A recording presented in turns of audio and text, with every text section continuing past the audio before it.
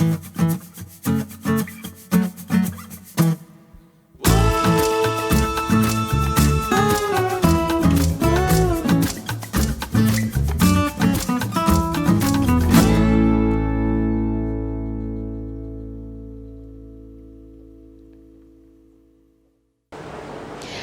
datang di program Desaku yang Kucinta dari Marketeers TV. Program ini hadir sebagai dukungan pada program pemerintah dalam mengangkat potensi desa-desa wisata di Indonesia. Desa wisata merupakan bentuk integrasi antara atraksi, akomodasi, dan fasilitas pendukung yang disajikan dalam suatu struktur kehidupan masyarakat yang menyatu dengan tata cara, tradisi sekaligus alam. Pemerintah melalui Kementerian Pariwisata dan Ekonomi Kreatif menyatakan desa wisata sebagai rural tourism yang diprioritaskan mengingat desa wisata termasuk dalam pariwisata berkualitas dan berkelanjutan. Bagi Mangku Kandia, Ketua Umum Desa Wisata Nusantara, pemberdayaan desa wisata merupakan perwujudan dari Undang-Undang Nomor 6 Tahun 2014 tentang desa wisata yang berfungsi sebagai panduan desa-desa di Indonesia mengelola wilayahnya sebaik mungkin. Saya perkenalkan diri sekali lagi, Mangku Kandia, Ketua Umum Desa Wisata Nusantara. Desa Merdeka baru ada Undang-Undang Nomor 6 Tahun 2014, itu kemerdekaan desa pertama, dilindungi dengan Undang-Undang tentang desa. Jadi euforia tentang desa wisata ini sebenarnya sudah dimulai zamannya Presiden SBY. Pada waktu programnya namanya PM Mandiri, Program Nasional Pemberdayaan Masyarakat. Dan Kementerian Kebudayaan Wisata ketika itu mengambil desa wisata, salah satu program unggulan. Jadi sesungguhnya sekarang desa wisata ini gencar zamannya Presiden Jokowi karena ada misi ya dari Presiden ketika kampanye ketika itu yang disebut dengan Dedi sama Dewi. Desa digital sama desa wisata. Dedi itu adalah desa digital, Dewi itu adalah desa wisata. Kenapa ini sangat penting? Kembali lagi terhadap terhadap penggunaan dana desa. Karena dalam Undang-Undang Desa dimungkinkan bahwa dana desa itu dipergunakan untuk membangun sebuah ekonomi masyarakat berbasis desa wisata, community based tourism. Sebenarnya desa wisata itu adalah merupakan integrasi dari akomodasi, atraksi, ya, seni budaya yang ada di desa. Jadi desa wisata itu adalah salah satu trigger bagaimana masyarakat sadar akan pernah berkata bahwa dengan desa wisata tanpa namanya padat karya, big capital bisa mempercepat ekonomi desa. Gitu. Maka dipilihlah program desa wisata. Demikian, Pak. Lebih jauh lagi, Mangku Kandia menjelaskan bahwa potensi desa wisata Nusantara bisa memberikan kontribusi bagi perkembangan industri pariwisata di Indonesia. Di Indonesia kita punya 75.000 desa menurut data Kemendes. Kemendes ingin bahwa 43.000 ini dibentuk desa wisata. Kontribusinya tidak semua sih bisa berkontribusi karena desa wisata itu ada jenisnya baru rintisan, berkembang, maju, mandiri. Kalau mandiri misalnya kayak desa wisata saya di Desa Wisata Mas, dengan adanya pembangunan homestay, warga lokal memiliki pekerjaan, gitu. Bukan warga lokal saja, dan warga-warga yang lain, misalnya pengusaha laundry, pengusaha-pengusaha lain juga ikut terlibat. Sesungguhnya desa wisata itu kan dari hilir ke hulu, itu harus disetujui oleh warga, dikerjakan oleh warga dan untuk warga, gitu loh. Jangan sampai bikin desa wisata mengundang investor, bikin bintang 5 di desa, itu salah, itu konsepnya.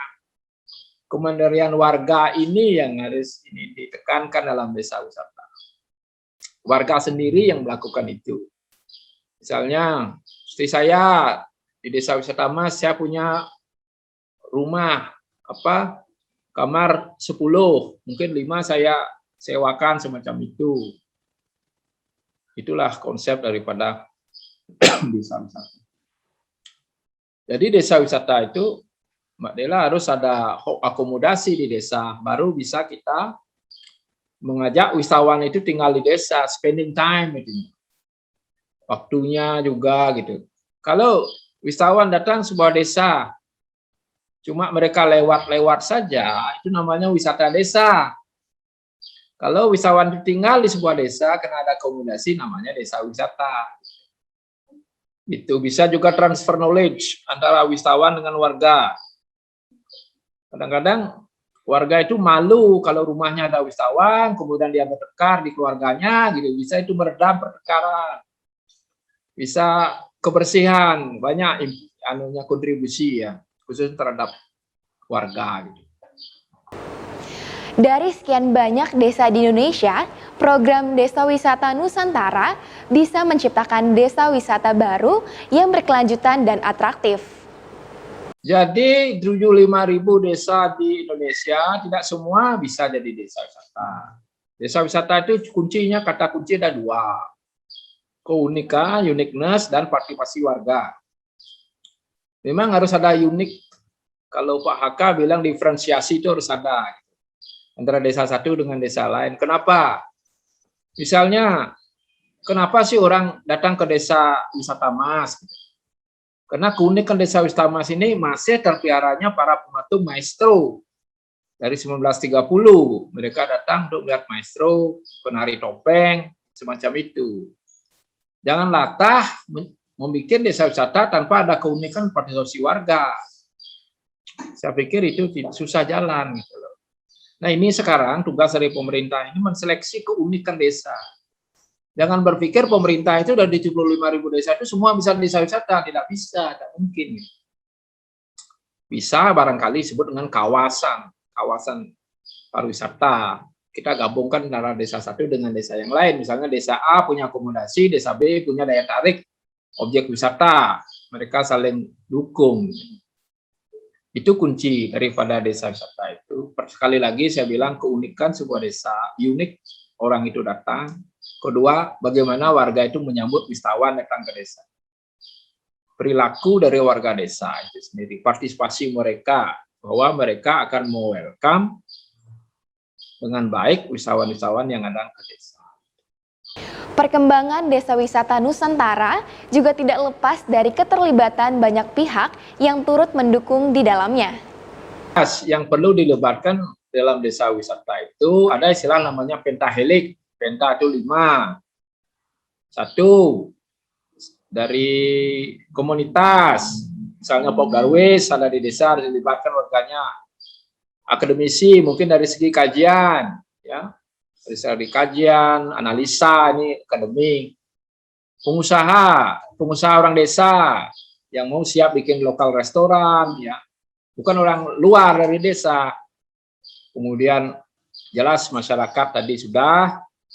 Kemudian ada namanya dari media, media ini penting ya dilibatkan. Itu kami sebut dengan pentahelik karena membangun desa wisata itu sendiri harus dikeroyok.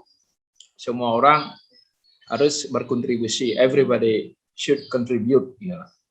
Supporting each other, gitu istilah.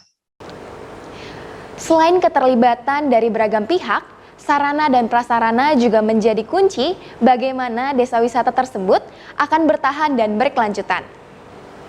Ya, kembali lagi ke istilah aksesibilitas.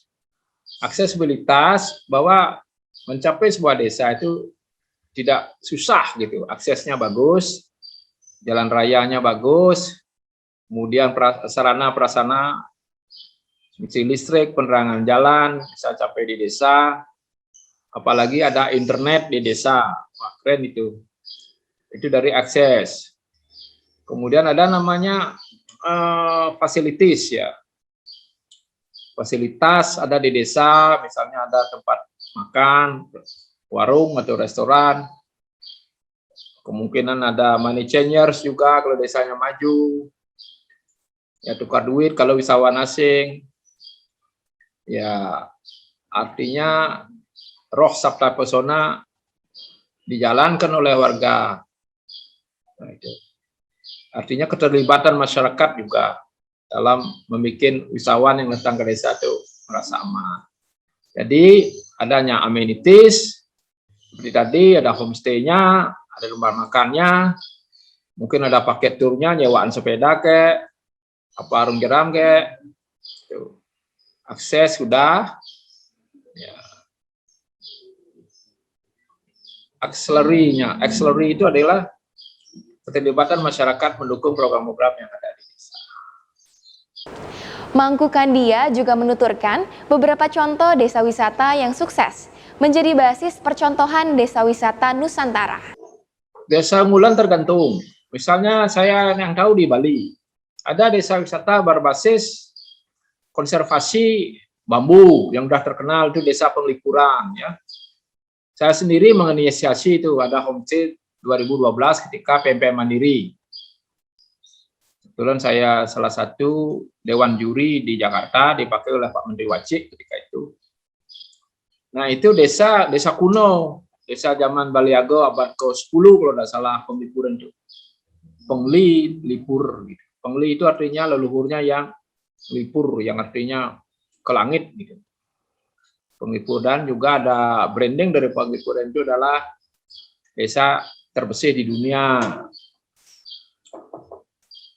Kalau di Jawa banyak, di Banyuwangi, Taman Sari, yang kemarin ya dipilih 50 besar sama Kemenpar dalam acara ADWI, Anugerah Desa Wisata Indonesia.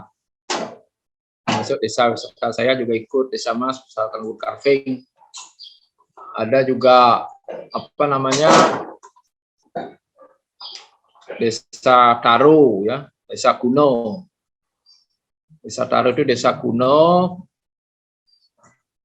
dapat juga 50 besar, penghargaan juga dari BCA. Mereka berbasis sejarah. Desa itu pernah dikunjungi oleh para manusia berkelapan. Sebenarnya desa wisata yang pertama di Bali yang saya tahu itu adalah Desa Ubud. Ya, Desa Ubud sekarang menjadi destinasi internasional, itu dibangun 1927. Menerima wisatawan yang pertama namanya World Space. Ya, makanya Ubud sangat dikenal. Termasuk sekarang adanya museumnya 3.0 sana dari Pak Haka. Itu berdasarkan seni budaya. Jadi tujuan dari pemerintah bikin desa itu adalah pelestarian sebenarnya. Pelestarian seni budaya, jangan sampai lenyap. Karena di desa itu segalanya ada di desa. Air ada di desa, tenaga kerja ada di desa, udara segar ada di desa, pemandangan indah ada di desa, makanan ada di desa. Sebelum ada undang-undang desa kan banyak orang meninggalkan desa. Padahal semuanya ada di desa, kita lahir di desa, harus kembali ke desa. Desa wisata adalah harapan baru bagi pariwisata Nusantara. Mari bersama-sama mewujudkan pariwisata berkelanjutan ini. Seperti apa desa wisata Nusantara ini berkembang? Saksikan dalam program Desaku yang Kucinta hanya di Marketeers TV. Stay safe, stay healthy.